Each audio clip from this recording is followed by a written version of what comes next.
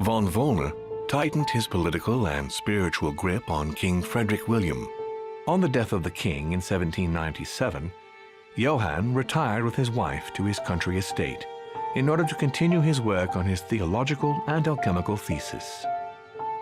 Manuel Godoy's close relationship with Napoleon enabled him to claim a part of Portugal, as well as the protection of France upon the fall of the kingdom. He died in the company of his beloved mistress Pepita after recovering all his titles and properties. Napoleon Bonaparte continued his political and military rise until his self-proclamation as emperor.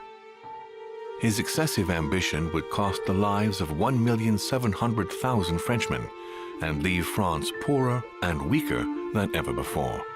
Deported and imprisoned by the British on St. Helena Island, he died on the 5th of May, 1821, as an exile to general indifference. During his second term, George Washington had to deal with a number of rebellions.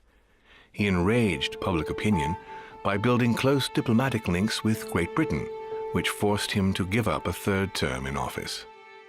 He retired to his country estate until his death, without being able to implement the annexation of the highly coveted Louisiana Territory. His Eminence was obliged to justify himself on his return over the letter he had sent to His Holiness. His mental health was called into question, and consequently he was withdrawn from papal state power. It was said in polite undertones that he had been sent to a faraway retreat, the better to hide his anonymous confinement in an asylum of Rome. Nothing more was ever heard of Lord Mortimer. His sudden disappearance was a topic of conversation in the European courts, but only for a few months. As Mortimer had planned, Napoleon Bonaparte sold Louisiana to the United States after purchasing it from Spain. Bonaparte continued his political and military ascension until he proclaimed himself emperor.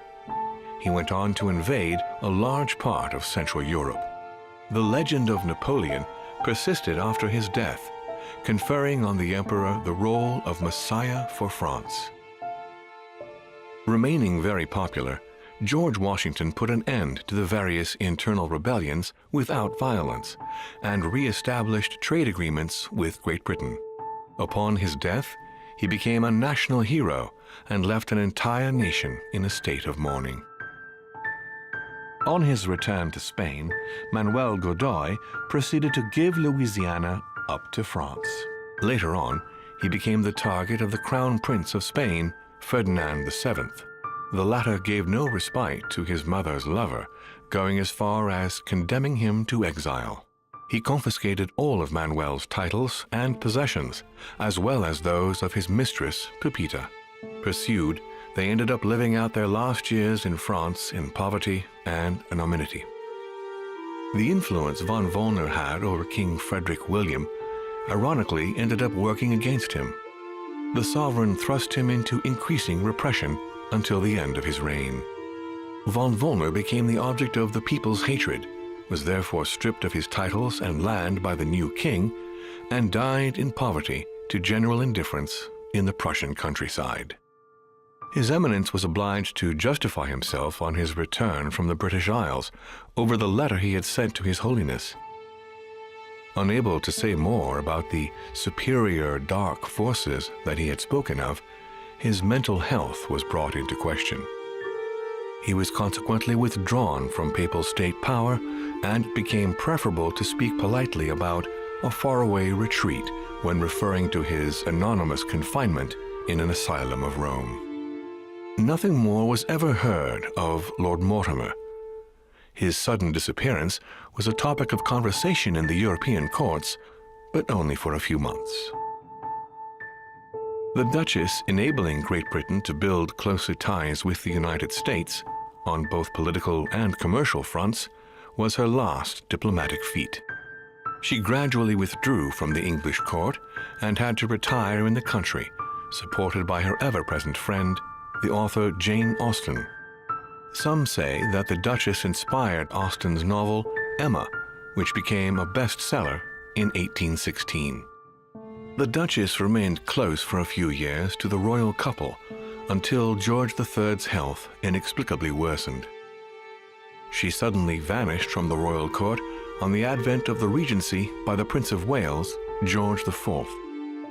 On his return to Paris, Peru gave himself up to his peers of the revolutionary courts. He admitted to being implicated in several state corruption cases. Found guilty of treason toward the Republic, he was executed without a trial. On his return to Paris, Peru resigned from his posting as judge at the revolutionary courts. He withdrew to the south of France with his daughter until his death. Sarah de Richet stepped down from the Golden Order and undertook numerous excursions to Eurasia in search of her son. She reportedly lived out her last moments in a yurt on the way back from the Verkhoyansk mountain range. She died ranting and raving about needing a new body. Rome.